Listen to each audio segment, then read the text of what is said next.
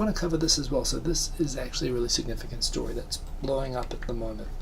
And I want to explain it because I kind of had to get a grip on this myself. It's kind of been constantly going on in the background of the news, and I didn't raise it on here because I didn't really think a story about statistics was really sort of sufficient material for this. And it's become so big now that I've got to raise it with you, and I've got to explain to you what's going on. So what's happening is that when Japan announces its GDP, when they set Abenomics, when they set the economic policy, when the Bank of Japan sets monetary easing, they've been printing money like crazy, they're aiming to basically generate inflation in the economy. They want to drive up working wages in order to create a beneficial cycle, basically to reboot the economy, whereas right now people are not spending money and it's causing the economy to continue to decline. And there have been these sort of people, it's been interesting, there's been this data that's been coming out that the Japanese economy has been going through the longest extended period of growth since World War II. And yet in spite of that, people are not feeling like they're better off, or like there's been wage growth or improvement throughout that. And that's kind of funny because that doesn't jive with what the stats say. The stats have sort of said there's been small, but there's been sort of steady growth of wages. But the consistent surveys that people have found, they're not feeling this. They don't feel like they don't see the benefit themselves. And this is where there's this kind of puzzle, where on the one hand there are certain indicators that make it look like the Japanese economy is improving and has turned the corner and should be improving. On the other hand, there's still people who are saying that they don't feel any better off. They feel like all the gains that have been made by companies have been kept by the companies and not passed on to workers. It's tougher now than it ever was. And this has been a little bit of a mystery. And part of the Ministry of Health, Labour and Welfare is responsible for gathering the economic statistics. Basically, there are less than 50, it's 40-something indicators of basically economic indicators of statistics for tracking wages for the purpose of calculating, for example, for employees, how much pension their contributions they're entitled to, and indeed calculating the amount of unemployment benefits and so on that are due to people. And basically what had happened was the law actually stipulates exactly how this data is supposed to be collected. And it says that for every country, for every company that has more than 5,000 employees, of which, like for example in Tokyo, there's some thousands and thousands of these companies. Apparently someone in the Ministry of Health, Labour and Welfare decided somewhere back in 2003 or 2004, it's so much hassle going around all these companies and surveying all of these companies to get all of their wage data to calculate the average wages, the wages that these people are entitled to or whatever. And this is information which is actually contributed into Japan's national economic statistics. So someone decided to make a second manual. This happens in apparently nuclear reactors in Japan. This happens, and it happens everywhere that people make second manuals. And rather than do the full survey that they're required by law to do, they decided that they would only survey the top third of companies, the biggest third of companies, and they would extrapolate the results of that, multiply it by 3, and make that saying that was statistically reliable. The problem is, of course, that when you just survey the biggest third of companies, generally they pay more than the smaller companies. So basically what was happening was from 2004, they were producing, through improperly carrying out the survey, they were finding that basically people were getting paid on average a lot more than they were getting paid, and they were reporting this as being based on comprehensively surveying all of these, all these companies in the scope of the survey. And it turned out that this methodology that they had been using was producing results that were skewed slightly, but basically always to over-report how well people's wages were. Like to say that the average wage was hundreds of dollars, per month more than, well, not hundreds of dollars per month. It was like, if you make it 100 yen to the dollar, it was something like $4,360 was being reported when it was actually $4,300 per month. But when you measure it all up, given that they're trying to get the economy, the inflation from negative to positive, this sort of does make a difference. And apparently what happened last year was, internally they realized that this was producing skewed data that was overstating how much people were getting paid, which was resulting in underpayment of unemployment benefits and pensions to these people.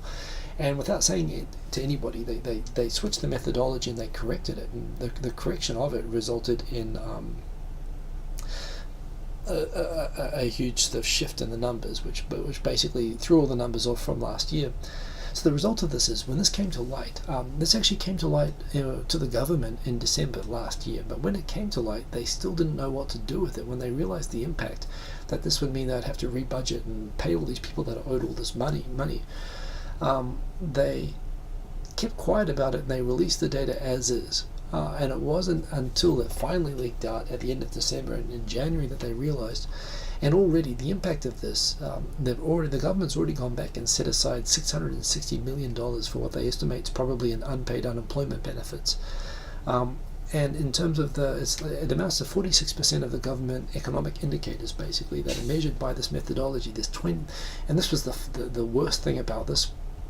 Out of something like 45 or 47 different indicators that they have, I should be better with the statistics myself actually, 22 of them, they were collecting data using incorrect methods and getting dodgy data, and this had been going back like 13 or 14 years. Basically, one, painting a false picture of the performance of the economy, which basically undermines the entire credibility of how Abenomics was being, decisions about it were being made and how the results were being measured. Plus, people were actually being underpaid pension entitlements and unemployment benefits based on these miscalculations. The worst part of it is, and these amount to 46% of the total number of indicators. 22 indicators were being done by this sort of lazy methodology that was being dishonestly and knowingly and intentionally covered up by the people who were involved, including one who's just recently been fired. I was joking when they said there's 22, and I was like, well, if there are problems with collecting statistics accurately, maybe they should do a recount. And it turned out they did a recount, and it was actually 23. They couldn't even get the number of indicators that they were forging and incorrectly stating right. So this has thrown the budget into chaos, in addition to already overspending, still spending wildly more than they currently take in taxes for the government at the moment. Now they have to add on nearly $2/3 of $1 billion basically in back payments due to the improper statistics collections. Among the errors that came to light as a result of people going back and checking the old data, they noticed apparently the Ministry of Health, Labour, Welfare and the economic indicators that they track, one of them is of domestic condom production. They collect the statistics every month for how many condoms were produced, and apparently while in a normal month, something in the order of, and let me see if I can get some, 20 million condoms or so are produced on average roughly every month. Apparently in December of 2009, big year, December 2009, big month that maybe you might recall that, apparently just for that month, 475 million condoms were produced. And that went as the official economic statistics. So apparently there was this huge spike in condom production, which is apparently based by someone putting a zero in the wrong place and multiplying by 2. So the result is that Japan apparently had this crazy condom explosion in 2009. That again, people just sort of passed out and fed out as economic data. I didn't know that condoms are tracked as standard economic data, but again, this has real impacts. This basically calls into question the whole basis for the inflationary policy and whether it's worked at all, given that they've been overstating wages for all this time. The fact that people have been short-sold on their benefits, that the government's been basically stiffing people based on using false methodology. It's actually turning into a real storm of a scandal that's probably going to result in the Minister of Health probably having to resign. I mean, the LDP's got such a huge majority that it can't be forced really to make anyone resign. But this is starting to look so bad, and it's having an actual huge monetary impact, on taxpayers. So it's going to actually probably continue having fallout that you should continue following that. Shizen Taiso, you saying that you should pack a decade's supply of butter when you move to Japan? Yes, you should. And you might want to pay something to the commissars at the Ministry of Agriculture and Fisheries when you come through the border, so that they look the other way at your capitalist contraband butter as you bring it in. So yes, it's like the disabled workers. It's a lot like the disabled workers. Same ministry, the disabled workers statistics. Well, that was straight up. They weren't even using methodology. That was mandatory quotas, which they were lying about meeting. But that's a really good point, Mr. Kordychep. It's the same thing where you'd always like to think that the difference between Japan and China with economic statistics. Japan likes to think of itself in a way as a country of bean counters.